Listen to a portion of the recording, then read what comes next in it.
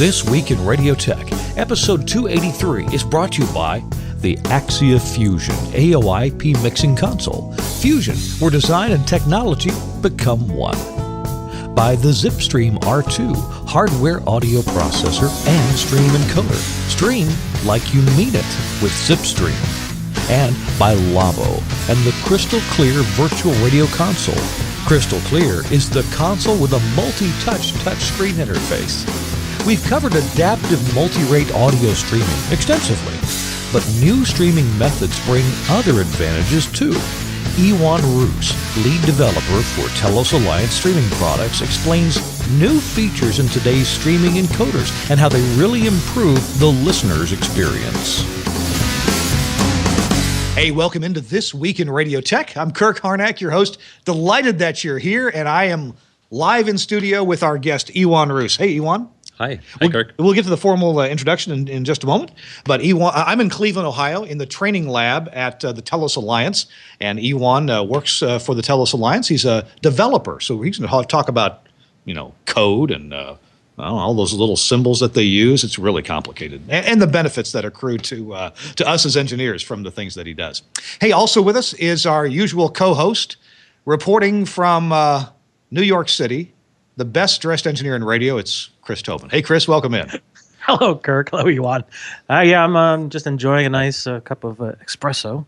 Hang on, let me get my SBE mug. There we go. Very good. Nothing like a good cup of Java in the afternoon or evening. I wish I had that. I'm enjoying a refreshing bottle of Gatorade. Are you going out for a jog later? No. I think we're actually, some of us are going out for a cigar later. But don't tell my wife. Yeah. It's just the three of us here. Yeah. I told my colleagues, well, we're going out for cigars. If my clothes smell like cigar, my wife's going to have a real problem with it, so I'll be smoking naked. Oh, my retina. No. There goes my brain cells. Maybe excuse. Wow. yeah, at that point, everybody said, Kirk, have a good time. So, I might have to buy a change of clothes. All right. Yeah. So, hey, what a way to start the show. This Week in Radio Tech is brought to you by some great sponsors. And our show today is going to be about some details about adaptive streaming, including, streaming isn't just the audio. It's all the stuff that goes around that to make it work. And that's one thing that Ioan is going to fill us in on, is how some of those details work. Things like being able to break away at exactly the right moment for insertion ads or changing whole programs, how to change audio processing on the fly, how to do that through a variety of methods. All those things that, it's almost like the audio part, hey, we've got that. It's not exactly easy, but we understand how to do that. But what about the other parts that make controlling a broadcast, a streamcast, if you will, palatable and make it interesting for the listener, to enhance the listener experiences? Right now, with the way that we've been doing streaming over the past few years, there's a few things that are broken about that, and they result in a less than desirable experience for a lot of listeners. So Ioan's been working on ways to fix that. I imagine some of those are industry protocols, and others may be, hey, here's a good idea that we'll put into our product. So that's what we'll be talking to Ioan about. Our show is brought to you in part by the folks at Lavo, L-A-W-O. You can go to their website at lavo.com. German company. So we call it Lavo, but it's spelled L-A-W-O. They make a console that is really interesting. We've been talking about it for a while here. It is another console that works with audio over IP. It uses the Ravenna standard as well as the AES 67 standard. It's the Lavo Crystal Clear console. And what's interesting about the Crystal Clear is that, as many consoles are today, it has a rack mount unit that is the DSP engine. So this is where your audio inputs, your local audio inputs and outputs go. Your microphones can connect to it. Local sources like a CD player, or maybe you have a mixing, a record DJ console that has an audio output. You can plug that into it. You can plug a number of analog and AES inputs into it. It's got a few analog and AES outputs, plus some incredibly high-quality mic preamps. So all that's on the back of this one RU box that goes anywhere in the rack you need it to. But here's what else is in the box. The DSP mixing engine, all the smarts that run the console, that follow the instructions from the console, and dual power supplies, as well as that that Ethernet connection to give you AOIP in and out, and also control from the surface itself. Now, the surface, this is the cool part. The surface of the Crystal Clear is actually a touchscreen. It's a multi-touch touchscreen monitor that lets you put 10 fingers on at once. And I'm not sure I can control 10 fingers at once, but I could, run a couple of faders up and down together, turn a source on or off at the same time I'm running a fader up and down, run my monitor volume up or down, the headphone volume, that kind of thing. And so that's what this does for you. It's an app that has been beautifully designed to fit your hand on this good-sized touchscreen monitor. And the app actually runs on a computer that's built into the back of the monitor. So it's, I believe it's an HP computer, although they might use something else. It runs as a service under Windows, so it's very reliable and robust. And then there's the application level, the presentation level that comes out on the screen that you control and adjust. Now, when you design a console totally in software, there are some interesting things that you can do. And a lot of that has to do with context sensitivity. So if you have a mic channel and you push a button that you want to, say, run the mic preamp gain up or down, it's easy to do. You push the options button and only the things that are applicable to that mic channel pop up. So you don't have to wade through a bunch of menus. Almost everything you need is like one menu deep. It's right there. So check it out if you would. I think this is a great concept in controlling an audio console, and the folks at Lavo do as well. Go to lavo.com, LAWO.com, and look for radio products, and then look for the Crystal Clear radio console. Interesting idea, and I think it's got a lot of merit. All right, here we are at This Week in Radio Tech, episode 283, and Ioan's our guest. Ioan, so you've been working, we talked before the show, you've been with Telos doing software development, yeah? Yes. For, what, about 18 years now? Sounds about right. Yeah. What were you hired? Steve Church hired you, right? Right. And what did he hire you to do here? Well, initially I was hired to work on the Audioactive product line, which was our streaming. Streaming before its time, as I recall. That's right. Yeah. Streaming before its time. I on eBay, I found an Audioactive encoder box, and I bought it. It's at my house. I have no idea how to use it. Well, you can send me an email afterwards. I can get a manual for it? Yeah, sure. Okay, sure. Okay. So this was the Audioactive brand was an early attempt at online streaming, and a number of people did buy these and stream MP3 audio. Yes. Yeah. You've been in the streaming realm for a long time, and it seems like a few years ago we began to make a real push toward streaming, since the streaming world had caught up with what we knew we could do. Yes. And there were some new codecs available. So I guess it seems like next, did you work on Omnia AX or AXE? Omnia AX, Omnia AXE, and then the follow-up products were the X2, 9X2, and on the hardware side, we had the Zipstream R1 and now Zipstream R2. So as we get into this discussion, there are a number of technologies we'll talk about, but one thing that I would like to impress upon our viewers, and this has been true for me as well, is that your radio station or your webcast, you may be doing streaming now, but you may be doing it with some free software. You may be doing it with some knockoff encoder that isn't a licensed product, so it may sound okay, but not as good as it could be. In other words, it's almost like the early days of FM radio, when an AM station, and that was the bread and butter, got a license for FM. And then what did they do with the FM? Well, the technology may not have actually been that good back then. The exciters and the audio processors weren't all that good, but they didn't need to be because there were very few listeners. Right. Well, what we're finding now is that, according to some latest research, in 2015, there will be 153 million people in the U.S. alone that will be listening at some time or another.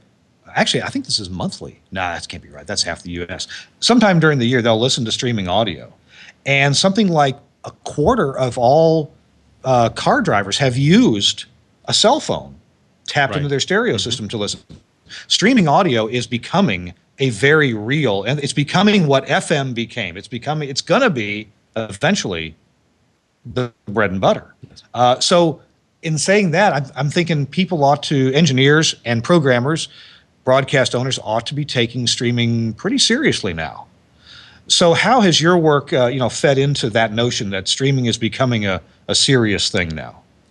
Well, initially, streaming was, oh, wow, look what we can do. We can put audio on the internet. Yeah. I think the focus now is becoming much more in looking at the listener experience and what that is. Because unless you can make the listener happy, they won't be around for long. So there are a number of things that we do to make sure that the listener has the best experience. You mentioned some of them. You mentioned using reference codecs. We license Fraunhofer codecs. Also, we do audio processing. We take all of our expertise from doing FM processing and AM processing for all these years, and we apply this to our streaming products. So these are some of the things that we do to make sure that the final product, when it arrives at the listener, it sounds as the best it can. Actually, on our shows prior, we've talked a lot about processing for streaming, so we won't cover that so much. Sure. But just to say that all of the products that you've worked on, I guess the audio active encoder didn't, but everything since then has included some audio processing to make that audio. Part of the idea of processing, of course, is to get the level right. But another part is to make sure that the audio can be efficiently coded. Make sure there's nothing about the characteristics that make the coder just go nuts. Yes. And thereby reduce its efficiency. We're already cutting out 95% or so of the data, if you will. I realize it's psychoacoustic, so it's not quite a one-to relationship like that. But we're trying to take those few bits that we have and make them really meaningful for the listener's ear. Absolutely. Yeah. So, hey, Chris Tobin, you're along. I wonder if you might relate some early streaming experience you've had to us where, and maybe it still continues now, where a station that you know of was doing it wrong, or in a really bush league kind of way. Maybe they still are, and why they need to move into the future. Well, I've actually come across a few folks that are still doing it kind of the old-fashioned way, if you will. I think what the hardest part is for folks in the broadcast industry is to get their head around the metadata and understanding why the newer codecs and algorithms and methods of streaming are actually to their benefit. And what Ioan and you are talking about is what people need to understand. And if you're still doing it the old-fashioned way, time to wake up and realize there's revenue to be made. But for most of the stations I've talked to and recently traveled to, they're getting up to speed with the newer stuff. But I did come across a few folks that asked about the audio active. I was like, oh, I still have a software disk of that one too. So you mentioned metadata as really adding to the experience, and that's a great point. And I still, I have laid my heart bare on this show. I am just so weak on this metadata thing. To me, it is actually very confusing, at least trying to integrate it with automation systems and other maybe software integration or software aggregation programs. One of my radio stations, we have the Arctic Palm Center Stage Live for handling our RDS data.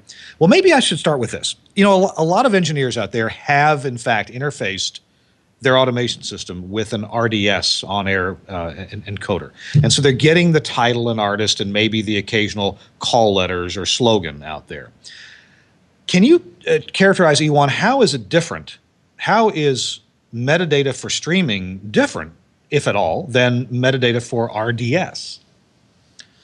Well, in a sense, it's not that different. In a sense, it's ultimately just information about what's playing now. What's interesting is that you can do a lot more. You can include information about what's going to be playing up next. You can include more data about the song that's playing now. You can include a link for someone to purchase the album if they're interested. And we know there are services like Next Radio's Tag Station that makes this really easy. They do the heavy lifting on the databases for you. They get the title and artist, and they crunch it from there. Mm-hmm. What about data formatting? Now, let's back up a little bit. What metadata do you really want to put into the stream that you're sending out of our encoder? What items go in that? Well, one of the challenges that actually, even before it gets to our encoder, there are many playout systems out there. Mm-hmm. And unfortunately, there's no standard metadata format. It's every one of them will send some variation of artist, title, and other available information.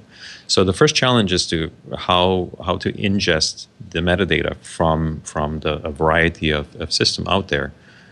So we do this with what we call little filters, and each filter will match a particular playout system. Now, once you get the metadata into the system, you can then include that in the stream.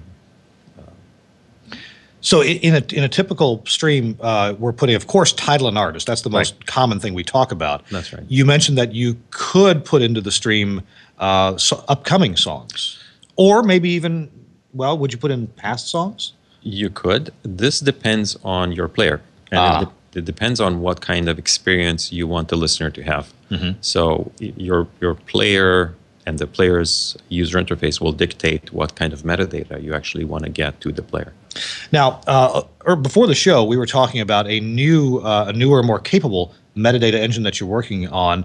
What we've had in the past has been this idea of a number of different filters to take this metadata from an automation system or even from an aggregation program, I suppose, Right. and then encode that into the proper places in the stream. Right. Now I forgot my question I was going to ask about that. Oh yeah, so title, artist. Do you ever station identification, or is that a separate? Okay, You can include that as well. okay. What about things like contesting information, or just hey, listen tomorrow morning at 6 a.m. for the the word of the day? You can actually include just about anything you want in the metadata. As a matter of fact, with the metadata too that you just mentioned, you even have access to GPIO commands, which allow you to press a button on a console somewhere and insert custom metadata into the stream. Okay, so this is pretty interesting. So the new metadata engine that you're talking about here, that's in one or two of our products. It's currently in R2. In the R2 product. Yes. Okay, we'll talk about that in a few minutes. So this sounds like it has the capabilities of some other people's software that they would run on a PC separately in the radio station, maybe an aggregation program in which can you schedule things like public service announcements, or what if every 20 minutes I want the metadata to say, hey, listen to Johnny Rocket, he'll be at the Ford dealer tomorrow at 5. Sure, you can do things. So you like could that. schedule announcements? Okay. Now, this GPIO. GPIO means contact closure, right? So you push a button. You could push a button somewhere, Right. and make a given message show up. Yes, absolutely. Okay. Well, I wonder what would be a good application for that. Chris, if you had a button you could push and make a phrase show up, what would you give the disc jockey the power to do? Oh, that's dangerous. I don't think I'd give them the power to do anything. Yeah, no. No, if you're doing call screening, you want buttons that pop up and say things like "take the call," "drop a line." But giving the DJ power that's very dangerous. Yeah, well, this is going on the stream. So even on the stream, even though the stream's not regulated the same way we're accustomed to in broadcast, you still need to be somewhat careful. Well, yeah, I'm thinking that maybe, sometimes I listen to a talk station in Cincinnati, WLW, and they always say, call us, and they give their phone number. If there's ever an open line, call us at blah, blah, blah. In other words, they act like, and maybe it's true, maybe they act like they just never have an open line. They're always full. As soon as they drop a call, it fills right back up again. Maybe you could push a button and say, hey, there's an open line. Try now to get your callers to call in. Well, that's a good idea, actually. But in addition to sending messages, you can use metadata to signal things to the player so that your custom player could do something or react in a certain way when you push that button. Okay, so if a broadcaster had a custom app, that custom app could react to a hidden message, a closure, a GPIO in the stream. Well, that would be interesting. Wow. Okay. Give the DJ the ability to take over your iPad. Well, yeah, there you go. Hey, we've erased your C drive. Okay. Well, I can think of more evil uses than non-evil uses, I guess. All right. Well, so it's the same principle as the metadata in a cable box, right? For television with the Dolby and all that stuff. Similar? No. Yeah, I think so. Yeah. So, So let's see, what else? Well, okay, so on this metadata engine that's been going in the products, how do you garner the ideas to what to put in, what to make this thing do? Is it customer requests or what? A lot of it is customer requests. And then what we do is we take the customer requests and then try and see if there are any patterns, general patterns that could be applied to other uses. So that's generally how we work. Now, I think earlier we were talking about this newer metadata engine, and you mentioned that you could filter the data coming in from automation system and along with scheduled announcements, and you could actually format it for the stream, but also send that same data elsewhere Yes. too. What would be a use of doing that? Well, for example, if you have a web page that displays information, Of course. you can upload your metadata to your web server. So the same engine parsing data and formatting data could do both duties instead of having to run like two disparate systems Yes. to get that done. You can also use it to feed another system. So if you have RDS, you could use the functionality built into the system to massage the metadata coming in to filter certain tags that you don't want streamed. You can do all sorts of things too. Any chance of correcting case mistakes? So many songs are written, they've entered the data in all uppercase, all caps. Yes. I would love to be able to fix that on the fly every time. You can. Really? You can, absolutely. Okay. Yeah. Okay. The capabilities are that the new metadata engine actually breaks your incoming metadata into separate fields. Then you have access to each separate field. And if, for example, if you have a blank field, you can fill it in with some data, default data. If you can change case, you can change the field value based on rules that you apply. So you have full control over your metadata. What would you say is the learning curve for an engineer or programmer, whoever's going to be setting up this this filtering?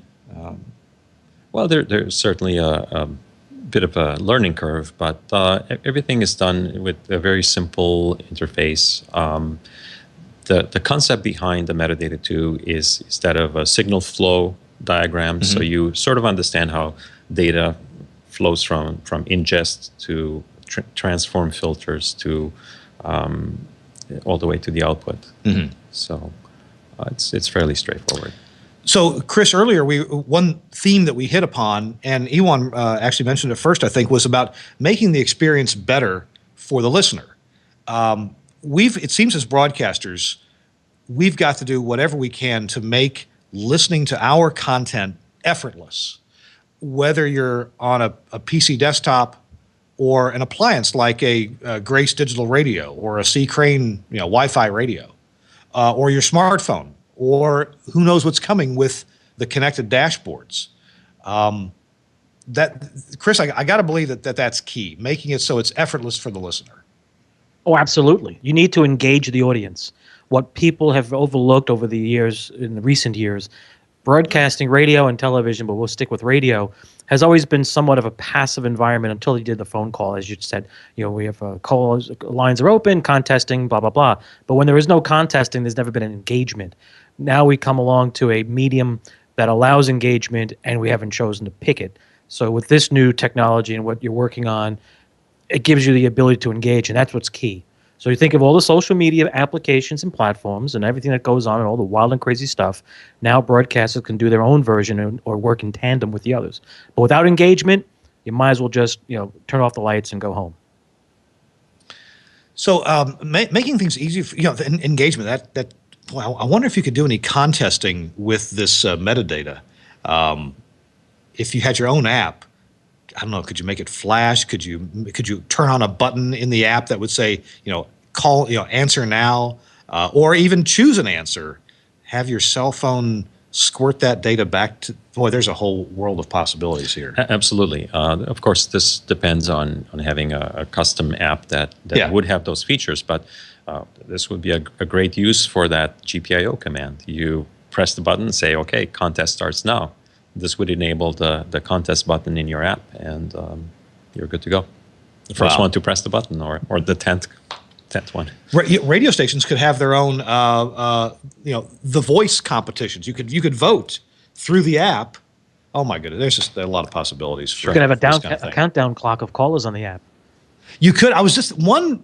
The first 10 callers, and you watch it go from 10, 9, 8, 7. Well, one fly in this ointment though is buffering. If listener A is getting this about 2 seconds behind real time, and listener B is on a 20-second delay due to buffering or whatever method they're listening, there could be a lot of disparity for when listeners experience what they're hearing or seeing. Well, since the metadata goes along with the audio and it's synchronized to the audio, whenever the announcement goes out, it would sync up. Yeah. So as long as you take that into account in the player design, you should be okay. Okay. Wow. I think the possibilities are mind-boggling. All right. We want to talk a bit about. Let me see what time it is here. So let's go ahead and hit our second ad for the Zipstream R2, and then we're going to talk about a little bit about HLS or multi-rate streaming. We've done a few shows on that, but we'll talk about how we do that in this new product from Telos, and we'll see how you can still do your legacy streaming and do a newer kind of streaming at the same time. So you can keep those older listeners or listeners that have been with you for a while. They're used to getting your content one way, and then we'll see how the new ways of doing it are even better. So you're watching or listening to This Week in Radio Tech, episode 283. I'm Kirk Harnack along with Chris Tobin, and our guest is Ioan Rus. He's a developer and in charge of the streaming product line at the Telos Alliance. One of our new products is this Zipstream R2. People ask us this question, what should I use for streaming, software or hardware? And in the software world, I guess people are used to even picking up a free product here and there, like Edcast, for example, or some free audio processing program. And you could even use the Shoutcast player. I guess there was plugins to make it stream back out. So, but some other folks like hardware. And at my office, I've got an older product from Telos, the ProStream. Well, of course, the Audio Active was a hardware device for MP3 streaming. So people ask us, hardware or software? Well, we have a new piece of hardware to tell folks about and describe. It's called the Zipstream R2, R meaning rack mount. That's how you know it's hardware. That's naming convention. And I'm not sure what the 2 stands for. Second generation? 2 stands for kind of the next generation. Okay. If you count Audio Active, this is much more like 3rd or 4th generation. Yeah. But we're So I got to play with this box last week for a while, and it's a 1-rack unit box, the Zipstream R2. It has a couple of different ways to get audio into it. By the way, analog is not one of them. AES digital inputs and also LiveWire inputs, so you can go in either way. If all you have is analog, well, heck, I think we'd be happy to sell you an X node, and you can run your audio in analog into the X node and then go LiveWire into your Zipstream R2. But the Zipstream R2 is really, imagine if you would, a transmitter for the internet. Now imagine that you have up to dozens of transmitters for the internet in this box. So 1-rack unit box, put audio into it, up to 8 different programs can go into it, 8 stereo programs go into it, but then you can process and then stream these programs in many different ways. So let's think about it. Let's say you're a cluster of radio stations. Let's say you're here in Cleveland, Ohio, and you've got, 6 stations under one roof. So you're going to bring 6 stereo programs into the R2, and let's say that you have to do legacy MP3 streaming to keep some of your listeners happy. Sure. And you want to send out a stream that's also maybe AAC V2, HEAC V2 at a very low bit rate, like 48 kilobits. And then you want to have the next thing available, which would be Apple HLS, adaptive streaming, or Microsoft Smooth streaming. You can do that too. You can take that one program, audio process it, and then make all these different streams and send them out either directly to listeners, not as likely, you need a lot of bandwidth, or to a CDN. That's right. Content distribution network. So, Ioan, when we came to you and said, take the software that we've been making and put it in this hardware box, what are some of the things you're excited about this R2? How does it make life better for engineers? Well, it makes life better in many ways, but one of the key points is that it has a lower total cost of ownership. If you look at managing a computer and dealing with an IT department and having to deal with software updates and constant reboots and things like that, the cost of owning that streaming computer over a year or so is going to be much higher than running a very simple rack-mounted custom product.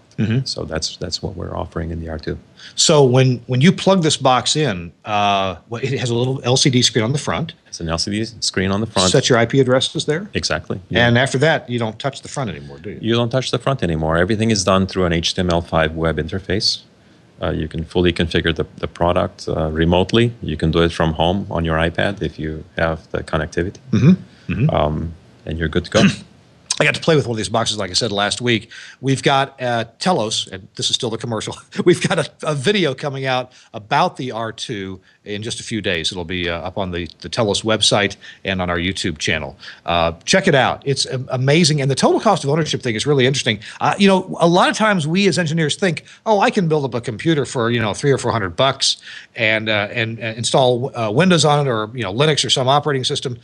Man, I've done that for years at my office, and I got to tell you, I have put a bunch of time into my streaming computer at my office, and hard drive will fail, or the fan on the CPU will fail. It's just one thing after another, and I know I've spent a ton of time, and I've had a fair amount of downtime. At my house, for example, I provide NOAA weather radio for Nashville streaming. So if you ever tune in through Weather Underground or something to NOAA Weather Radio, you're tuning into my stream. Unfortunately, the people I stream through only take Edcast as the streamer. So, it's pretty inefficient. It's MP3 at the wrong bit rate and there's lots of problems. And I have spent so much time keeping that computer up to date. Well, an appliance like the Zipstream R2, you don't have to do that. You never have to update it unless we tell you you'd have to, I suppose. But unless you want new features, it just runs. It's an appliance. Right. Very cool. Right. Very cool. Check it out on the web. Go to telosalliance.com and look under Telos for our streaming appliances and look for the Zipstream R2. I showed you actually on the show a couple weeks ago. I held it up briefly, but we'll have the video coming out soon. All right. This Week in Radio Tech with Kirk Harnack. Chris Tobin is along, and Ioan Rus, a developer here at the Telos Alliance. All right. Let's get into scenarios for streaming. A lot of radio stations started out streaming at X bit rate, maybe something really, maybe even with real audio, and then maybe they went to Windows Media. Some people still doing that, but on their website for the radio station, you might see click here for our 32 kilobit stream, and click here for our 128 kilobit stream. Right now, my parents would not know what to do. They have no idea what that means. Right. And yet some stations still have to do that. What are we doing to get away from that problem and make it just click here and you'll hear it? Well, first of all, in addition to not knowing which one to click on, the other problem is that the available bandwidth, especially with smartphones, is quite variable. So you might have great bandwidth when you're at home on your Wi-Fi, but you step outside and all of a sudden you don't have good connectivity anymore. So to solve that, adaptive streaming comes into play. What's really cool about adaptive streaming is that you encode the same program at multiple bit rates, and then it's the player that makes the final decision as to which bit rate they will listen to. Only the player has an idea of what its bandwidth available would be. And if you have 10,000 listeners, you have 10,000 different bit rate scenarios. Exactly, yes. Okay. So how does the player decide, how does it know what's available, and how does it decide which bandwidth to play? Well, I'll go back to how the adaptive stream is being produced. So the way it's being produced is we use a specially designed encoder, which encodes the same program at multiple bit rates, but it's done in a frame-aligned way so that the player is able to switch between those seamlessly. So there's no glitches, no problems. In addition, with the audio content, we also produce what's called a manifest file. This is usually a simple text file with odd-looking characters, but Yeah. you can sort of read it if you really try. But this manifest file tells the player what bit rates are available, what streams are available, and what the player can request from the server. So this information goes to the server. The client downloads the manifest file. It knows what bit rates are available, and then it's able to request the bit rate that is best suited for the current connection. So unlike traditional streaming, and I'll use the word shoutcast and icecast interchangeably, but that kind of traditional streaming, where there's like this constant connection, right? Right. And so a streaming server actually has to have special software to manage dozens, hundreds, or thousands of individual connections, and each one takes up a bit of user space, memory space. So it sounds like this other kind of streaming, adaptive bitrate streaming, is more file based. It is actually. That's the part that's surprising. Even though it's live, the audio is produced in segments. So you may have a 3-second segment or a 10-second segment. You have the option of specifying this. You end up with the file with a chunk of audio, and this file gets sent to the server. And on the server side, you can use just a plain HTTP server to serve your content. You don't need a specialized streaming server. The end user, and I've played with this, so I'll describe the experience. I use TuneIn and a number of other apps to listen to content, and most of the apps, listening to a standard, normal shoutcast, icecast stream, you hit the play button, and then you wait. And oftentimes the program will tell you how much is buffered up, 20%, 35%, and you're waiting and you're waiting until it buffers up. How much time are these players typically buffering up? Well, the player doesn't need to buffer up. You can start... Oh, no, I mean with a traditional stream. Oh, with a traditional stream. Yeah, how much time am I typically... It depends. It depends. Yeah. A common number that's been used for a long time is about 6 seconds. But of course, some players can buffer more or less. And if you're using a Shoutcast and Winamp, you do get something called burst on connect, where as soon as you connect, it downloads, it fills up the buffer as fast as it can. It doesn't stream to fill up the buffer and wait for that. It fills up the buffer quickly and then starts playing as soon as it can. Right. But on adaptive streaming with these files, the scenario is different than waiting for it to buffer up. How's the user experience better with that? Well, the user experience should be better because when you request the stream, the server already has a few segments available. So you will download the appropriate segment, and you can start playing as soon as you get that initial. As soon as you get the first file. Yeah. So let's say that you pick a file that ends up being, I don't know, 150 kilobytes in size. It'll down that usually pretty quickly. Sure. It depends on your bandwidth. Yeah, but it starts playing right away. I've described this before. If you're a Netflix subscriber or other streaming video subscriber, and you go start a program, and I start cartoons for my kid all the time. And cartoons are interesting because a modern cartoon was produced on a computer, and so the graphics look like vector graphics. So you can tell right away if they're close to perfect or if they're really low bit rate. You can really see. Whereas a movie, of some outdoor scene, it's a little harder to tell. Right. So I'll go to Netflix for my son, and I'll start some cartoon, and the first few seconds are blurry looking. And I'll be thinking, what's wrong with my bandwidth? And it downloaded, in this case, the player is programmed to download the lowest bit rate or a low bit rate first to get that, so the kid doesn't have to wait there for his cartoon to start. It starts playing right away. Right. And then it determines, hey, I've got lots of bandwidth. The next chunk I'll download will be the higher bit rate. Now, I don't know if audio players typically work that way. The designer of the player could have some control over that. Yes. But he could design it to download first a low bit rate to get you started right away immediately, and then scale up to the higher bit rate files if he wants to. Yes, absolutely. That's a pretty good strategy to start with the lowest bit rate. If the player knows that it has a good connection already, maybe based on the fact that the Wi-Fi is available, then you could go with the highest. So it could make some assumptions. Hey, I'll probably have a good bit rate. Yes. Yeah. Well, if it had Wi-Fi at my hotel, it wouldn't have a good bit rate. So, all right. So once this adaptive bitrate stream is started, and again, it's not a stream per se, it's file, and then 5 seconds or some seconds later, another file, another file. Exactly, yeah. And the player knows how long it took to download that file. Yes. And it knows how long that file lasts. So it can then do the simple math to figure out, hey, I'm not having a problem here, or it's taken 4.5 seconds to download 5 seconds worth of audio. Maybe I should ask for a lower bit rate. Right. Point is, the user doesn't have to fiddle with anything. Exactly. That's the beauty of it.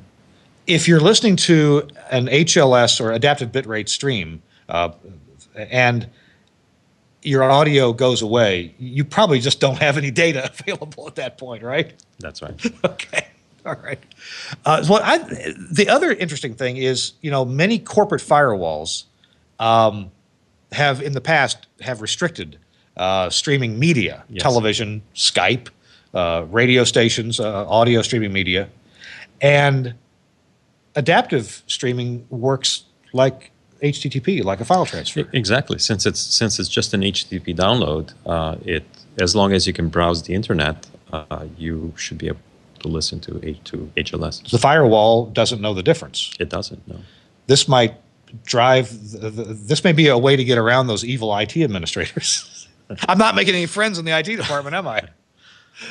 That's interesting. But it's interesting to note that that means that this kind of streaming will work from any hotel room, which oftentimes do have restrictions. Yes. Wow. Cool. The uptake of adaptive multi-rate streaming. Right now, I guess my Android phone will do this. Any Apple product will do Apple HLS. Yes. Safari. QuickTime. QuickTime. I actually haven't had the best of luck with iTunes yet.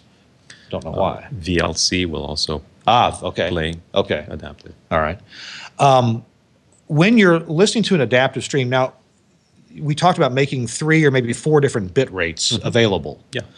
Would you use the same codec at different bit rates, or let's say you had a couple of lower bit rates, could you use a more an HE codec for those and use regular AAC for the higher ones? Can you switch codecs? You can switch codecs, but of course this depends on the player. Oh, okay. Some players will have absolutely no problem with that. Some other players may not switch quite right. Chris Tobin can chime in on this. One of the difficulties of low bitrate encoding, Chris, as you know, has been the codec can be optimized for voice, as the Skype codec typically is, or as telephony codecs are, or it can be optimized for music, as typical psychoacoustic codecs like MP3 or AAC are. And at low bit rates, they tend not to work so well for the type of audio that they're not designed for. At high bit rates, it doesn't matter so much. So if you've ever been put on hold at at a company and they're playing music on hold and it ends up sounding like white noise, you know that the codecs between you and it are not designed for music. You've experienced that, Chris, haven't you? Oh, absolutely. Yeah, in the early days of streaming, the places I worked at, we discovered a few things that were not good at low bit rates. We did learn and come up with workflows that we decided whatever we put into the pipe, we need to make sure it's properly, if you will, processed for the bit rate, whether it's high or low bit rate decoders at the far end. So I think broadcasters now need to start thinking seriously about how they process their audio for voice and music so that they can avoid the white noise music on hold effect that you get at the low bit rates. Because the new AAC stuff, the low bit rate stuff, is really, really good. So if you put the right stuff into it, you should be able to get through most of your low bit rate environments. One of the other things, though, that falls apart is, let's say you're doing a sports broadcast and you happen to be using some codec that's more intended for voice, but there's a lot of crowd noise. Well, crowd noise to a codec is a bit indistinguishable from music. So crowd noise can really tear up the audio because there's a lot of wideband energy there, whereas voice is much more staccato and narrow-banded. Well, the point I'm getting to is this. There's a new codec out from Fraunhofer. It's an extension of HEAAC. It's called XHEAAC. Boy, they need to come up with a better moniker. That is hard to say.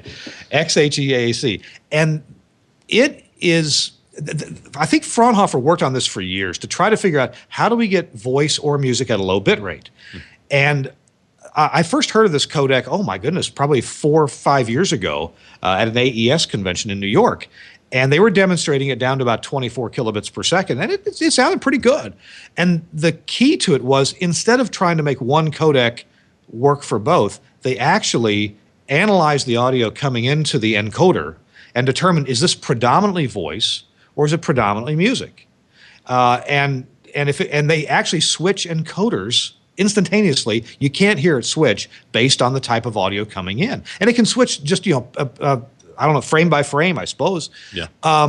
So it's optimized for the type of audio coming in. And then it can get down to a lower bit rate and still give you a pretty reasonable experience. So this XHEAAC codec, I understand that we've got this, or putting this into some of the products at Telos. Yes, the first one to have this is the R2. We showed that at IBC. Oh, we've already shown it. Yeah. And X2 and 9X2 are getting that as well. Okay, so that not that we want to stream at higher bit rates, and I guess this XHEAAC isn't just for low bit rates. It expands fully to up in the 300 kilobit per second area. Right. Okay, right. So it sounds as good as any other codec at that bit rate. But when you get down to 16 kilobits per second, and regular AAC or HEAAC is going to sound pretty rough at that point, XHEAC will sound better. Yes, absolutely. Certainly. Okay. There's a radio station in Norway. It's Radio Haugaland, I believe. Yeah, if you pronounced it better than I did. Did I? And you can download their app. It's actually for Android. I don't know if they have an iOS version, but they have an experimental 16 kilobit per second feed. And and again, you're not stuck with 16 kilobits per second. They're forcing it to that low bit rate to let you hear what's possible at that low bit rate. And I got to say, I'm not sure I'd listen to it all day long, but it's not bad. If I was driving in the car and my connected dash all of a sudden, got really bad data area, and I was listening normally at 128 kilobits, and it had to slide down to 16 for a little while, it wouldn't be bad. I mean, I'm still connected. Yep. Still listening. Care to make a prediction about the demise of traditional streaming and adaptive streaming being all we have? You think we'll reach that point? I'm not very good with predictions. I'll let you do that, Kirk. Oh, I'm a big fan of this adaptive stuff because so many advantages for the user. One other advantage I want to talk about is this idea of audio replacement. So one of the horrible experiences that I just suffer through when I listen to a stream of a station that either has to replace some commercials due to AFTRA considerations or due to other licensing considerations, like, okay, we can't play this old Paul Harvey 5-minute broadcast, or we can't play the Rush Limbaugh show on our stream. We have to replace it with some other audio. Those cutaways, especially for the spots, those cutaways and rejoins are usually so ragged. And the level is different, the texture is different, they're not processed the same, and it's just it's like, really, this sounds like a high school Bush League radio experience here. What does technology allow us to do that we've put into the Telos encoding products? Well, we do a number of things. The fact that we do audio processing will take care of equalizing levels, first of all. But we also have the ability to do sample accurate switching of program content. So the products will allow you to switch at your predefined time. So you can actually specify in advance the precise time, and you do this using PTP time. So you can specify the precise time when you want the switch to occur, and in that case, it will be sample accurate. And you have the ability to switch to another audio stream or another audio feed, or you have the ability to switch to file playback. So where could this switching take place? Player, the CDN server, in your encoder? Where are we talking about things happening? This is happening in the encoder. In the encoder, now, okay. Of course, with metadata, you have the ability to switch downstream. Okay. But then you have, some additional issues that you have to take care of. You have to make sure that the inserted content is also processed equivalently. Right. It wouldn't be processed. If it was downstream, it wouldn't be processed by our processor. Exactly. Yeah, but at least you can now get. Why is some of this stuff so ragged earlier? What was wrong with the technology in making such a ragged cutaway and rejoin? Well, one of the issues is that the cutaway was done on a stream, on a bitrate stream. For example, MP3. Yeah. Now MP3 has the issue of frame back pointers. I'm not going to go into the details, but the point is that when you actually cut a frame, you're actually missing some of the data of that frame, which kind of introduces audio artifacts and little squeals and little glitches in the audio. Sure. So you cannot just cut and insert an MP3 stream. Which is why on MP3, if you lose a packet, you don't just have dead air for that time. You may have introduced a squeal or other weird artifact in the preceding or succeeding audio. That's right. Yeah. Now, AAC is a little bit better. As long as you cut on frame boundaries, you can do a little bit better. But even there, you would want to do it the right way. And the right way is to actually do the switching prior to the encoder. What we do is when you switch from one audio stream to another, we do a crossfade between them to make sure that the audio levels are appropriate and you don't have audio glitches this way. Chris, what's been your experience in this problem of audio replacement? I can see where if you had if your automation system itself was doing that, you could probably not have too many problems. If you take care of your timing, your audio levels should be good. Downstream does seem pretty tough, though, and I know that some companies, that's been their model, thinking that was okay or good enough, when really it's been pretty challenging to listen to a lot of times. Well, I think unfortunately, ad insertion in general, whether it be in radio or television, has too many chiefs. I can tell you from working on facilities where we did our own ad insertion at the automation level, the experience, the audience engagement was similar to what they expected on the radio and on the stream. When we moved to, I'll call it an IP-based ad insertion, exactly what you said occurred. Strange things. Timing was off. Some audio did get clipped. Other audio may have some artifacts, and the experience and the engagement went down.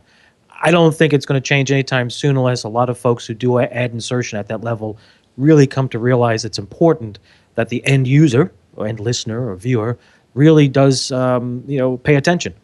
And once that happens, the newer technologies, with even AAC, you can do it, and the crossfade technique that Ioan's talking about makes total sense. Then you'll get to see and hear improvements. People, things will change, but that's a toughie. I trust me. I worked at a place where we were doing great numbers, the comm scores, everything was what you wanted, and then somebody got a bright idea and said we can make more money, supposedly, by doing it this way and do the classic geotagging. And, well, things just never were the same after that. I got a feeling that downstream switching, though, probably does have an opportunity to get better. I know that there are some standards. Probably the biggest player in that industry has set some standards to try to make that work better. Yes, that's absolutely true. By paying attention to the overall loudness of the audio coming in, as well as the replacement audio, you can do much better in switching. It'll be interesting to see how that goes along. As an engineer, I think pretty linearly, and I'd love to see replacement audio happen, before the audio processor, and just have one encoder, not do I guess stream splicing. Sure, I would love to see that, but we'll see where they if stations that make a bad decision about that and end up with a bad sounding stream, well, they suffer, as Chris said. Yes. In the listenership. Wow. Hey, we're going to wrap up our show in just a few minutes. We got hopefully Chris Tobin will have a tip of the week for us. We'll pay attention to that. And also, I wanted to see if there's anything else about this new product, the R2, the Zipstream R2, that you wanted to mention before we got off of that subject. I think of it as multiple transmitters. If you have a cluster of radio stations, in a market, and you want a solution, man, it just seems like here's one appliance that does all these things. And I guess we almost hit on a little bit. You can produce your legacy streams as well as get into the new world of adaptive bitrate streaming. Yes. Yeah.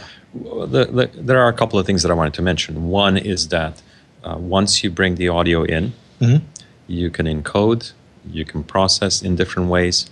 You can encode and send to a shoutcast style server, icecast style server. You can contribute to Akamai or any of the other CDNs. You can also do adaptive at the same time. The R2 also includes support for Triton Digital. So if you're a Triton Digital customer, you don't need a separate computer or a separate box. You can just use the R2 and you're set to go. Finally, I also wanted to mention the dual power supply. I'm kind of happy about that. Yeah. It makes the product very reliable. And a lot of folks want dual power supplies in case one of the power supplies fails. But a better reason for dual power supplies is if you've designed your engineering plant to have two AC power sources. Maybe one is commercial power and the other one is, one's on one UPS and one's on another UPS.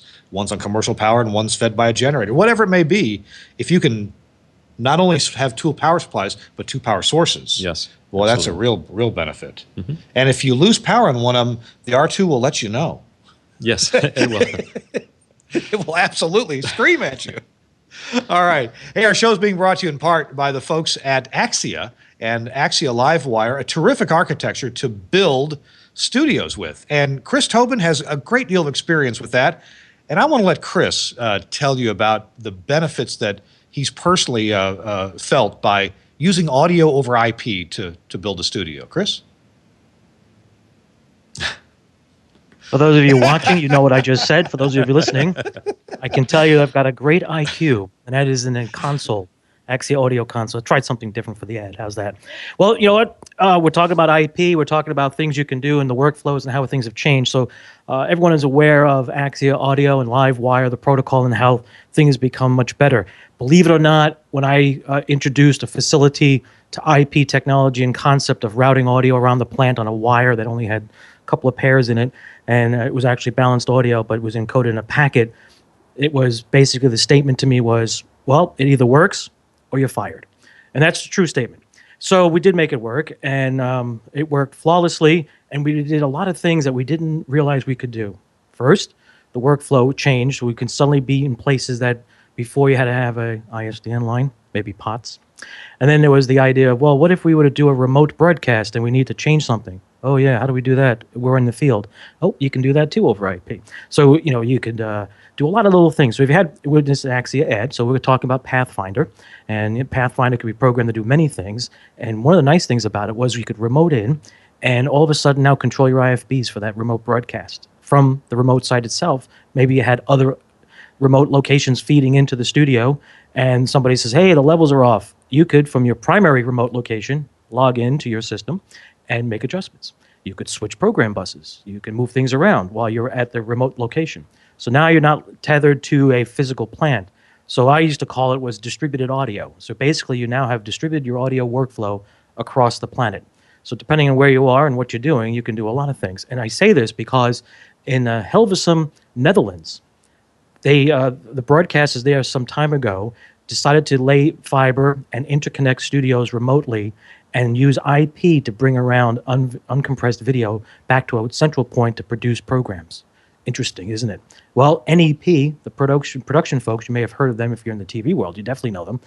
They bought a company in the Netherlands and have now begun using a workflow similar to that in some of the places they're going to be here in the States. They have offices around the world. So from the world of audio, the video, and IP, and all of a sudden now the workflow is no longer tethered to one location. You could be almost anywhere with your imagination. And then you say to yourself, well, what does that got to do with Axia and Livewire?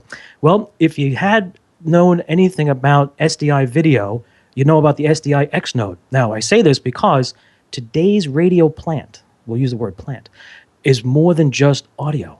It's a multimedia extravaganza because you're doing web. What does web have? Oh, video. How do you get the video to the web? Most cases using a professional camera. What kind of output does it have? Oh, that's that SDI thing because it's got embedded multiple channels of audio. But I'm an Axia plant. How do I make this work? I'm going to have to get another box or another desk, a switcher, and de-embed and figure out how to get the audio into a node? That's right. If you had an Axia network and the SDIX node, you now have a multimedia plant on one platform. Oh, but maybe you're an maybe AM/FM or TV facility, and you're all owned by the same place. But for years, TV had their Grass Valleys and their Neves and SSLs, and the radio stations had their other stuff. And then when it came time to bring things back and forth for programming reasons, well, that was an interesting mix between the two. Here we go again, IP. And then you have AES-67 that allows you to bring in the multiple different types of things. So now all of a sudden, the imagination is no longer limited by that piece of wire, physical wall, or anything else you may be running into. So now with one platform, you can do audio, video, and great programming. So think back to how you do stuff and think about the IP and the audio over IP. And Axia Audio Livewire gives you the opportunity to really look at many things. Video, audio, the mix of two, consoles that give you the ability to do almost anything. It's all software driven. We'll call it the software defined console. You've heard of SDNs? Well, it's an SDC. So now you got an SDC on an SDN with video as well. All of a sudden, you got the acronyms like crazy. Oh, you can feel like you're in Washington with all the acronyms. Hey, we got a 3-letter plant. Well, we've got more than 3 letters, but they're all. But you see what I'm saying? You're already thinking. I could tell you're already thinking back of your head. What? Oh, by the way, you've ever heard of a company television broadcaster called Telemundo? They're just recently introduced to their plant, their facilities, ENG trucks that are based on IP. That's right, using KA uplinking. It's all IP from the video from the truck up and around. So let's think about this. You're a Telemundo facility or not. Maybe you're a facility that has a KA uplink because you're experimenting with it, and you've got an Axia plant back at the facility. You suddenly now have the ability to take that video, bring it back into the SDIX node, break it out, bring it across your audio network, and send it to wherever you like. And you've done it all through IP, all the way from the start, from the OB van, all the way back, and then off to wherever you'd like. And then you do streaming. Oh, that's right. You could do a Livewire plug-in to your streaming box, the R2, and all of a sudden now you're still on a platform that's IP, but it's a common platform, and the workflow goes from the camera or microphone and radio through all your systems out to wherever you like it to go, all on one platform, both video and audio. So see, in one short moment, we've discussed video, audio, multimedia, and the ability to bring back the engagement that you need for the audience, both in visual and audible capabilities, all based on IP. Ioan, I'm not sure what Chris just said, but it sounds pretty amazing, doesn't it? Well, think about it. You can. That's all based on Axia Audio Livewire. I hadn't thought about using the SDI node, which we really haven't talked about much, in a radio plant, because you're right. Radio is getting more video, and we're going to see SDIX nodes from Axia in radio plants, aren't we? Yes. And a lot of folks who are probably saying, well, we use webcams with a USB connection, blah, blah, blah. Yeah, but I bet you 90% of the folks who are trying to do professional video with that webcam break it out to an SDI card to get it into their switchers and move it around. Yeah. Yeah. So if you take we'll call it the cheap version or the economical version, do-it-yourself version. It's a webcam into a computer, into an SDI card, out to your network. Well, here I'm talking about taking your SDI camera. So you spend the $800, get a nice camera, plug it right into an SDIX node, and off to the races. I mean, it's, total cost of ownership is actually better than a PC or something that constantly breaks, like you mentioned earlier, Kirk. I got the fans cooling and the power supply is going, this is crazy. I need, fanless type technology. You need something more reliable. And you got to be on the go, so this is the way to do it. I'm convinced. This IP is the coming thing. It is. Yeah, it sure is. Thanks a lot. That's a ringing endorsement for Livewire and IP audio in general. And of course, I think the way that Livewire does IP audio is so convenient because of the the stuff that goes around it. The being able to make routes easily. In fact, just today, we had an automation computer fail on us at my radio stations in Mississippi, and we needed a way to make some switches, and the way things failed, we didn't have a button to do that. And so, hey, from here in Cleveland, Ohio, I remoted in, and literally in 35 or 40 seconds, I had us back on the air just by hitting the right button. And the better news is I showed the general manager what I had done. So he says, yeah, I could do that again if I had to. Or I could switch it back if we need to do that again. And exactly. IP is just amazing stuff. Yeah. That's exactly it. That's what I was trying to get at. Yes, it was a different approach and unorthodox way of selling an item or talking about it, endorsing it, whatever you want to say. But it's more about what you can think about, or think how to use it in the workflow. That's what it's about. And you're going to engage the audience, and you want people to watch and listen. You better do it right. Well, thanks a lot to you, Chris, and thanks to Axia for sponsoring This Week in Radio Tech. It's time that we may talk about a tip of the week or so. And, I've got something actually that I want to ask Ioan about that I think is a tip that I've used quite a bit. Sometimes when you set up a streaming encoder and you send your stream to a shoutcast server or, more generally a content distribution network, sometimes you don't always get all the stuff right. Maybe your login credentials are wrong. Maybe you typed your mount point incorrectly. Maybe you've got everything running correctly, and you get a call and says, "Oh, your stream is down." And you test it, and oh yeah, sure enough, the stream is down. But is it the CDN that's down, or is it my encoder that's down? And one of the things that's built into at least our products, the Zipstream products, are a built-in confidence monitor, a little shoutcast type of server that. And what I do at my radio stations, I've got remote port on really odd port numbers, remote ports to go in, and I've got on my phone. Actually, I've got them saved in TuneIn.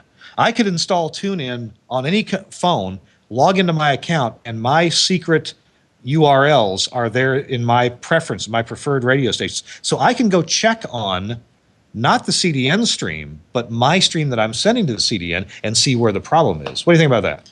I think it's awesome. Genius, isn't it? I know you Yes, meant to it say is. genius. So thank you for building in this confidence. And this little confidence server built in the R2 product, that can serve a bunch of people, can't it? It sure can. Yeah. Well, It can easily serve hundreds Okay. if you need to. And even in our smaller product, like the Zipstream R1, the little one rack unibox, that can serve a couple of dozen people without any sweat at all. Right. So, Right. cool. All right, Chris, did you happen to come up with a tip of the week for us? I have a tip. Yes, actually 2 tips. The first tip is more and more AES is popping up in plants. So invest in a product that can give you AES audio out in a speaker handheld device. There are several brands out there that can do it. I'm not going to say which ones. Just remember that, because I ran into an incident recently where somebody was testing equipment and they realized, oh, the only audio in and out is AES. I was like, you better have that little box.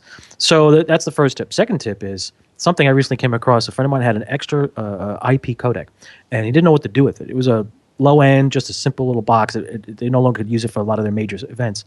So I suggested, why don't you put the output of your mod monitor into that box, and using Lucy software, you can remote in, so to speak, in on your phone and check in on the station, and it's off the mod monitor, so you know that if you get a call that you're off the air, you can listen to that feed. I know it sounds crazy. Yeah. But Yeah. I've been testing it. I've been using it on my phone, listening. I'm like, you know what? This is pretty cool. And, it's just something, if you have something laying around. If not, you could even use what you have, maybe the second channel or return channel on it, and use the same concept. Those are my 2 tips. And it's great to be able to disambiguate what the problem is, because so often, sometimes anyway, as engineers, we'll get a call and we'll say, we're off the air. But where's the problem? And, I'm a 7-hour drive from my radio stations in Mississippi, so I've got to be able to tell remotely, or at least narrow it down, what's causing us to be off the air. Right, and a lot of folks are going to say, well, remotely, I could do that now on my phone. I can dial in. Yeah, but if you're at dinner or at lunch and you get this call, you can quickly call up the app, listen right away, and go, no, we're not off the air. You must have turned the monitor off in the studio. You could do the same thing with the output of your stream, too. So, consider that. Yeah. A good deal. Hey, well, Chris, thank you so much for being with us on This Week in Radio Tech. I appreciate your insight into streaming and where we're going with it, and your experience with it, and also your tips. So appreciate it very much. Our show has been brought to you by the folks at Lavo, also by Zipstream and the new Zipstream R2, and by Axia and the whole world of live wire audio over IP networking that, hey, fellow engineers, makes your life a whole lot easier. Our guest has been Ioan Rus. Ioan, thank you so much for being with us. Thank you, Kirk. I appreciate your explaining a lot of these details of streaming, both regular and multi-rate streaming, and the metadata that goes along with that. It was good to be here. It was a lot less painful than I expected it to be. So. Well, let's go smoke a cigar. How about that? Sounds good. Thanks a lot to Suncast for producing the show, and to Andrew Zarian for founding this terrific network, the GFQ Network, where you'll find lots of terrific shows. We'll see you next week on This Week in Radio Tech. Bye-bye, everyone.